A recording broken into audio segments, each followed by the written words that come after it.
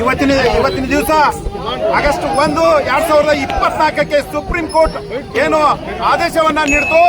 ಆ ಸರ್ಕಾರಕ್ಕೆ ಒಳ ಮೀಸಲಾತಿ ಜಾರಿ ಮಾಡಬಹುದು ಅಂತ ಆದೇಶ ನೀಡಿದ್ರು ಕೂಡ ಇವತ್ತಿಗೆ 1 ವರ್ಷ ಆದ್ರೂ ಕೂಡ ಸಿದ್ದರಾಮಯ್ಯನ ಸರ್ಕಾರ ಒಳ ಮೀಸಲಾತಿಯನ್ನ ಜಾರಿ ಮಾಡಕತ್ತಿಲ್ಲ.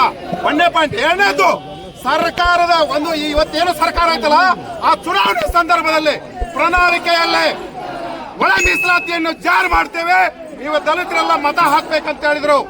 ಇವತ್ತು ದಲಿತರ ಮತವನ್ನ ಪಡೆಕೊಂಡು ಪ್ರಣಾಳಿಕೆಯಲ್ಲೇ ಹೇಳಿ ಮಾತು ತಪ್ಪಿದ ಈ ಸಿದ್ದರಾಮಯ್ಯ ಕಾಂಗ್ರೆಸ್ ಸರ್ಕಾರ ಒಳ ಮೀಸಲಾತಿ ಜಾರಿ ಮಾಡಿಲ್ಲ. ಹಾಗಾಗಿ ಇವತ್ತಿನ ದಿವಸ ನಾವೇನು ಒಳ ಮೀಸಲಾತಿ ಜಾರಿಗಾಗಿ ಹೋರಾಟವನ್ನ ಮಾಡ್ತಾ ಇದ್ದೇವೆ.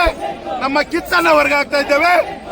ತಮ್ಮ ಗೃಹ ಇಲಾಖೆಯನ್ನ, ಪೊಲೀಸ್ ಇಲಾಖೆಯನ್ನ ಬಳಕೆ ಮಾಡಿಕೊಂಡು ನಮ್ಮ ಎಲ್ಲ ಹೋರಾಟಗಾರನ ಇವತ್ತು ಜೂಬ್ಲಿ ಸರ್ಕಲ್ ನಲ್ಲೇ ಬಂಧಿಸಿದ್ದಾರೆ. ಅವರೆಲ್ಲರಿಗೂ ಕೂಡ ಇಲ್ಲೇ ವಾಪಸ್ ಬರೋವರೆಗೂ ನಾವು ಮಾನ್ಯ ಜಿಲ್ಲಾಧಿಕಾರಿಗಳಿಗೆ ನಾವು ಮನವಿಯನ್ನ ಕೊಡುದಿಲ್ಲ, ನಿರಂತರ ಹೋರಾಟ ಮಾಡ್ತೇವೆ. ಒಳ ಮೀಸಲಾತಿ ಜಾರಿಗಾಗಿ ನಿರಂತರ ನಮ್ಮ ಪ್ರಾಣ ಆದ್ರೂ ಇವತ್ತು ಕಳ್ಕೊಳ್ಳಿಕ್ಕೆ ನಾವು ತಯಾರಾದೇವೆ. ಮಾತು ಕೊಟ್ಟ ಸಿದ್ದರಾಮಯ್ಯನ ಸರ್ಕಾರಕ್ಕೆ ಧಿಕ್ಕಾರ, ಧಿಕ್ಕಾರ, ಧಿಕ್ಕಾರ. ಕೆಂಚಪಾತಿ ಮಲ್ಲಮ್ಮನವರ್, ದಲಿತ ವಿಮೋಚನಾ ಹೋರಾಟಗಾರರು.